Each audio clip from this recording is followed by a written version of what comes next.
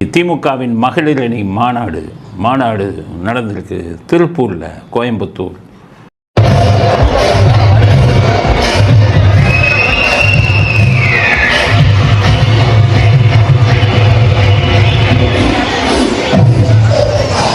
கோயம்புத்தூரில், திருப்பூரில் மகளிர் அணி மாநாடு. இது எதுக்கு இவ்வளோ பணத்தை செலவு பண்ணி என்ன ஊரை ஏமாத்துறாங்கன்னு தெரியல. உங்களுக்கு கூட்டம் வர்றதில்லை, ஒரு திமுககாரன் உணர்வோடு வர்றதில்லை. அண்ணா காலத்தில் போயிடுச்சு, கருணாநிதி காலத்திலேருந்து யாரும் உணர்வுடன் வருவதில்லை. ஆனால் என்னென்னு கேட்டிங்கன்னா, எம்ஜிஆர் இருந்ததுக்கு 15 லட்சம் பேர், அண்ணாதுரை இருந்ததுக்கு 15 லட்சம் பேர், ஜெயலலிதா இருந்ததுக்கு பல லட்சம் பேர், கருணாநிதி இறந்ததுக்கு எத்தனை லட்சம் பேர் வந்தாங்க? நீங்களாக கூட்டிகிட்டு வந்தீங்க. தானாக உணர்வுபூர்வமாக யார் வந்தாங்க? அதனால் எப்போவுமே இவர்கள் இவங்களாம் ஒரு கூட்டத்தை கூட்டுவாங்களே ஒழிய தானாக இயல்பாக இவங்களுக்கு மற்றவர்கள் தலைவர்களுக்கு வந்த மாதிரி உங்களுக்கு வர்றதில்லை. ஸ்டாலினை பிரச்சாரத்துக்கு போக சொல்லுங்களேன், எத்தனை பேர் பார்க்க வராங்கன்னு பாருங்கள். மாவட்ட செயலாளர் கூட்டத்தை கூட்டுறாங்க. உதயநிதியே எடுத்துக்கங்க. ஸோ மாஸ் லீடர், மக்களை கவரக்கூடிய லீடர் இப்போ யாருமே இல்லை. கருணாநிதியை கவர்ந்த லீடர் இல்லை. அவங்க குறுக்கு வழியில் கள்ள ஓட்டு போடுவாங்க. இந்த சாரில் இந்த மாதிரி ஓட்டுக்கள் எல்லாம் இவங்க ஆள் வச்சு போடுவாங்க. இப்படித்தான் வந்தார்கள். அண்ணாவுக்கு பிறகு திமுகவில் மக்களை கவர்ந்த தலைவர்கள் இல்லை. அதுதான் உண்மை. அதனால் என்னென்னு கேட்டிங்கன்னா, இப்போ வருங்காலத்தில் திமுக மோசமான நிலைமை, அழிவுப்பாதையில் போய் கொண்டிருக்கிறதுங்கிறது என்னுடைய அரசியல் அனுபவத்தில் என்னுடைய கருத்து தான். ஸ்டாலின் அவர்கள் நிலையான ஒரு இதில் இல்லை. அவரால் கேள்விக்கு கூட பதில் சொல்ல முடியலை. பக்கத்தில் ஆள் இருந்துக்கிட்டு அவருக்கு சொல்கிறாங்க, பார்க்கலாம் ஏதாச்சும் ஒன்று சொல்லிட்டு போயிடுறாரு. ஸோ அதனால் இனிமேல் நிர்வாகத்தை அவர் எப்படி நடத்த போகிறாரு அப்படிங்கிறதும் எங்களுக்கு ஒன்றும் தெரியல. அவங்கவுங்க இஷ்டத்துக்கு ஆடுறாங்க, யாருமே கண்ட்ரோல் இல்லை. இப்போ பார்த்தீங்கன்னா சவுக்கு சங்கர் விஷயத்தை எடுத்துக்காங்க. சவுக்கு சங்கர் விஷயத்தில் என்னாச்சு, கோர்ட்டில் எல்லா எஃப்ஐஆரையும் இது பண்ணிவிட்டு பெயில் கொடுத்துட்டாங்க, ஜாமீன். ஏயா ஒரு யூடியூப்காரன் பின்னாடி சுற்றுறீங்கன்னு நாக்கப்படுங்கிற மாதிரி கேட்டாங்க. ஆனால் என்னாச்சு, அவர் இது பண்ணிட்டு வந்தார், பெயிலில் வந்துட்டார்.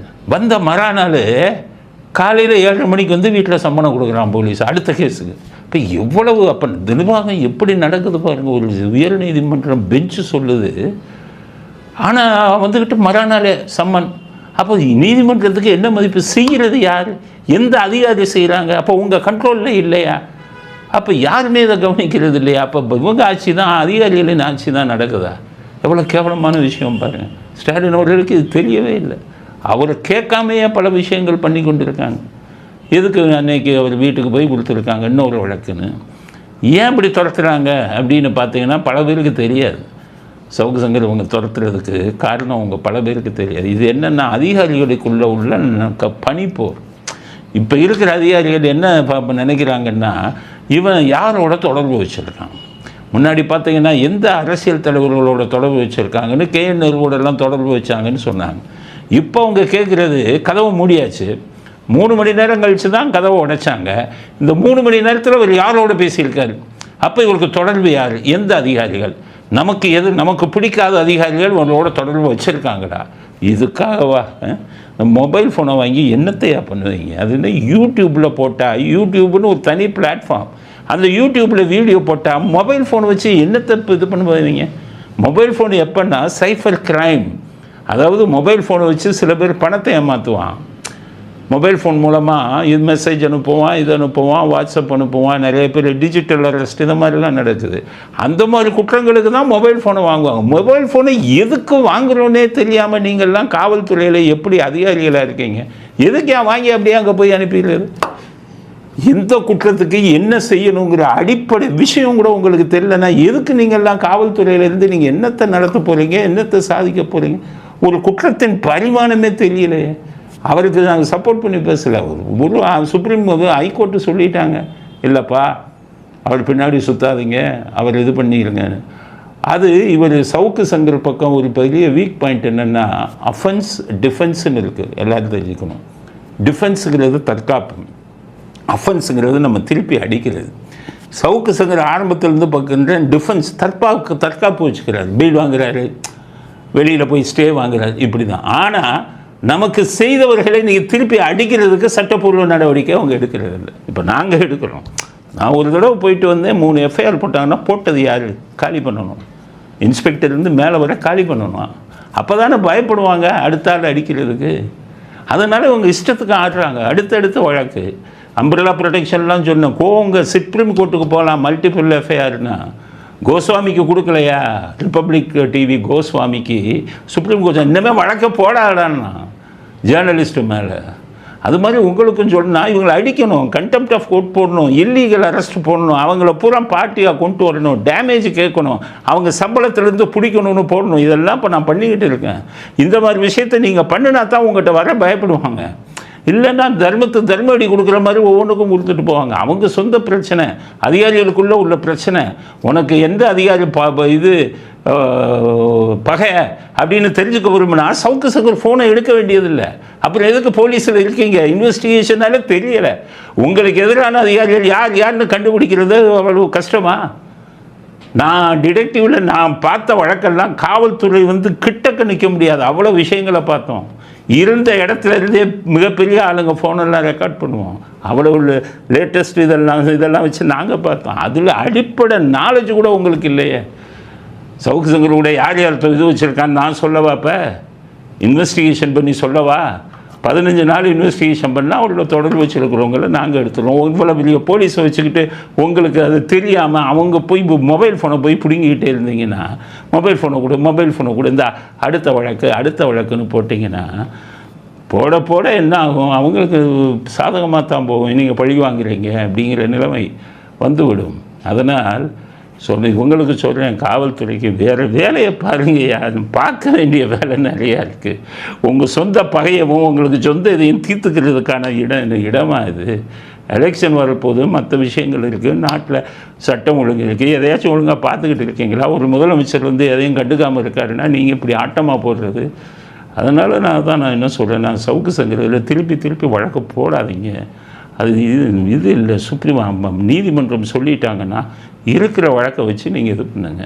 மேற்கொண்டு வழக்கு போட்டிங்கன்னா உங்களுக்கு பிரச்சனை. அவர் ஏதோ அஃபென்ஸ் பண்ண தெரியல, அவருக்கு பாதுகாப்பை தன்னை மட்டும் பாதுகாத்துக்கிட்டு இருக்காரு. அதனால் வேறு ஆளுங்க யார்கிட்டையும் மாட்டி இத்தனை கேஸ் போட்டிங்கன்னா நீங்கள் ஜெயிலுக்கு போயிடுவீங்கிறது தான். அதான் நீதிமன்றம் என்ன சொன்னாங்க, நம்முடைய உயர்நீதிமன்ற பெஞ்சு. அதனால் அது ரெக்கார்டு ஆகலை. கோர்ட்டில் அவர் சொன்னார், ஜட்ஜு ஆட்சி மாற்றினா எல்லாம் உள்ளே போயிடுவீங்கன்னாரு. அதெல்லாம் கேளுங்க, மனசாட்சிப்படி தான் செய்யுங்க. யாரையும் எதிரியாக நினைக்காதீங்க. தவறு செய்தவர்களுக்கு தண்டனை வாங்கி கொடுங்கள். பல விஷயங்கள் இருக்குது. ஜெயிலில் கூட நம்ம நிறைய விஷயங்களை இது பண்ணணும். இவர் செய்ய மாட்டேங்கிறார். தனிமை சிலையில் வச்சுட்டு பேசவில்லை, அதெல்லாம் சொல்கிறார். அதை செஞ்ச ஜெயில் அதிகாரிகள் யார்? அவங்களுக்கு என்ன தண்டனை? அவங்க மேலே என்ன நடவடிக்கை? அப்படி தானே நீங்கள் யோசிக்கணும். அது வாய்நாள சொல்லிட்டு மட்டும் போனால் போகாது. அப்போ தான் அடுத்த விஷயம் நடக்காது. இப்போ நான்லாம் இது பண்ணுறது என்னன்னு கேட்டிங்கன்னா, இன்னொருத்தருக்கு இப்படி நடக்கக்கூடாது. அதிகாரிகள் பயப்படணும், கடமையை சரியாக செய்யணும், பழிவாங்கும் நடவடிக்கை இருக்கக்கூடாது. அதனால் சவுக்கு சங்கருக்கு மறுபடியும் வழக்கு போடுறது கண்டனத்துக்குரியது. இதெல்லாம் பண்ணாதீங்க. ஜேர்னலிஸ்ட்டை தலையிடாதீங்க. அவங்க உண்மையிலே குற்றம் பண்ணால் அதை ஆதாரத்தோடு எடுத்து ஒரு வழக்கை போட்டு நிரூபிங்க. அப்படிங்கிறது அந்த சவுக்கு சங்கர் விஷயத்தில் நம்முடைய கருத்து. இப்போ இந்த இதுக்கு வருவோம், மகளிர் மாநாடை பேசும்போது தான் இது வந்துருச்சு. மகளிர் மாநாட்டுக்கு ஆளை கூட்டிகிட்டு வந்திருக்காங்க. எங்கே? திருப்பூர்னாலே உங்களுக்கு தெரியும் என்ன மண்டலம், கொங்கு மண்டலம். அங்கே எந்தெந்த அரசியல்வாதிகள் என்னென்ன வேலை பண்ணுவாங்கன்னு உங்களுக்கு தெரியும். சொல்லணுமா? ஆளுகளை கூட்டிகிட்டு வர்றதில் மன்னர்கள் போய் கூட்டிகிட்டு வந்திருக்காங்க. திருப்பூர் பனியன் ஃபேக்ட்ரியா, அதில் ட்விட்டரில் ஒருத்தர் போட்டிருக்கார். ட்விட்டரில் இருக்கிற திருப்பூரில் இருக்கிற பனியன் ஃபேக்ட்ரியில் வேலை செய்கிற பெண்களெல்லாம் லீவு கொடுத்துட்டு அரசு பஸ்ஸிலும் பேருந்து பஸ்ஸிலும் கூட்டிகிட்டு வந்தாங்க. ட்விட்டரில் போயிட்டு இருக்கு, ஆதாரத்தோடு போடுறாங்க.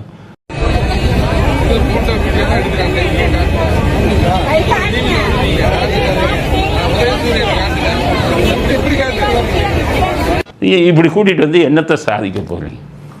பணம் செலவு, விரயம், கொள்ளையடிச்சு வச்சுருந்தாலும் இப்படியா பணத்தை செலவு பண்ணுறது? எல்லாத்தையும் கூட்டிகிட்டு வந்து போஸ்ட் கொடுத்து எல்லாம் அரசு பஸ்ஸு, தனியார் பஸ்ஸு எல்லாத்துலேயும் கூட்டிகிட்டு வராங்க. கூட்டிகிட்டு வந்து எங்களுக்கு கூட்டம் கொடுது, சிகப்பு சேலை. இது என்ன இது? நாட்டில் எவ்வளோ பேர் பசியோடு இருக்கான், சாப்பாடுக்கு வழி இல்லாமல் இருக்கான், வேலை இல்லாமல் இருக்கான். எத்தனையோ பெண்கள் இந்த இதில் வந்துக்கிட்டு தனியாளாக இருந்துக்கிட்டு இதை பார்த்துக்கிட்டு இருக்காங்க.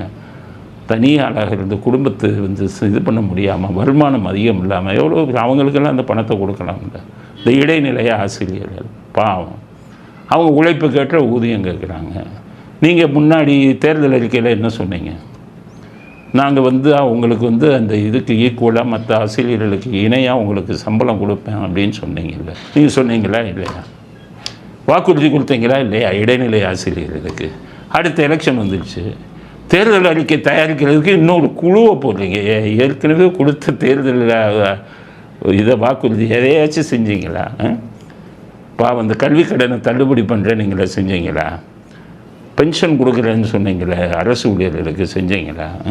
இன்றைக்கி போய் இடைநிலை ஆசிரியர்களை போய் இப்படி கைது பண்ணிக்கிட்டு இருக்கீங்களா? அசிங்கமாக இல்லையா உங்களுக்கு? இந்த ஆசிரியர்களை வச்சு தானே நீங்கள் ஆட்சிக்கு வந்தீங்க. எலெக்ஷன் டியூட்டியிலலாம் ஆசிரியர்கள் எவ்வளவு பாவம், மனசாட்சிக்கு எதிராக உங்கள் கள்ள வீட்டுக்கு எத்தனையோ ஆசிரியர்கள் முன்னாடி இருந்தவங்க உதவியாக இருந்தாங்களே, கண்டும் காணாமல் இருந்தாங்களே. அதனால தானே உங்கள் அப்பா ஆசிரியர்களுக்கு அள்ளி கொடுத்தார். இவர்களுக்கு கொடுப்பதற்கு உங்களுக்கு என்ன பிரச்சனை? கொடுக்க முடியலைன்னா எதுக்கு தேர்தல் வாக்குறுதியில் கொடுத்தீங்க? அடுத்தது இந்த பணியாளருங்க, தூய்மை பணியாளர், எலெக்ஷன் வந்தால் அவங்களுக்கு பிரியாணி, இது மழை வந்தால் பிரியாணி, மழை முடிஞ்சதுக்கப்புறம் அவங்கள இது பண்ணிக்கிட்டு கைது பண்ணிக்கிட்டே இருக்கீங்க. அசிங்கமாக இல்லையா அவங்களுக்கு? கைது பண்ணிக்கிட்டே இருக்கீங்க. அவங்க என்ன கேட்குறாங்க? பணி பாதுகாப்பு கொடுன்னு தானே கேட்குறாங்க. தனியார் இதில் போய் அவங்கள வந்து வேலைக்கு வச்சு தனியார் சுரண்டுறான் பணத்தை.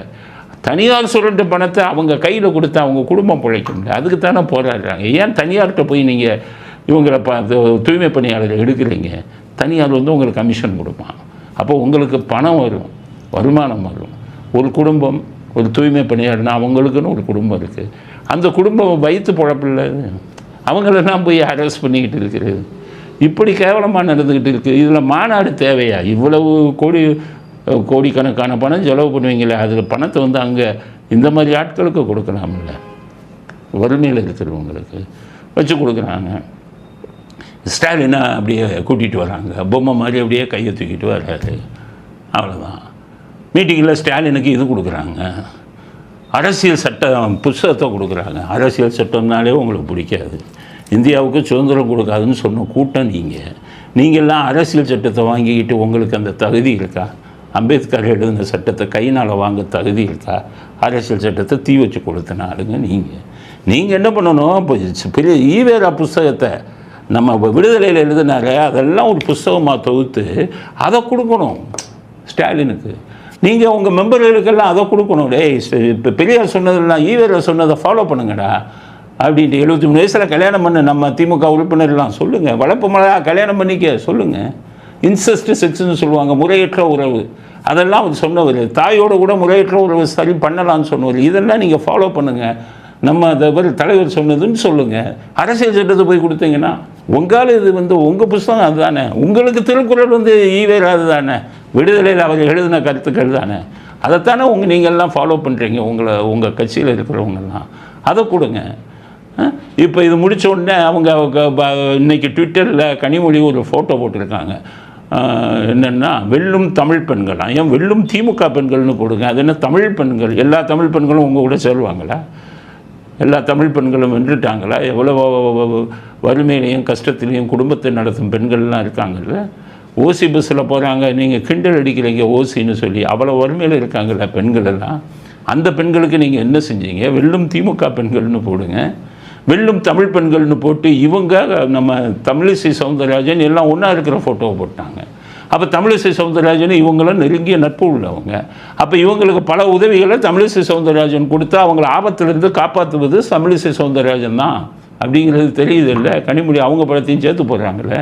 அதனால தான் நான் காப்பாற்றப்படுகிறீர்கள். நீங்கள் எப்படி உங்களை இப்படி காப்பாற்றுறாங்க? முக்கியமாக இதில் G2 எது நடந்தால் இவங்களிலிருந்து காப்பாற்றுறாங்க.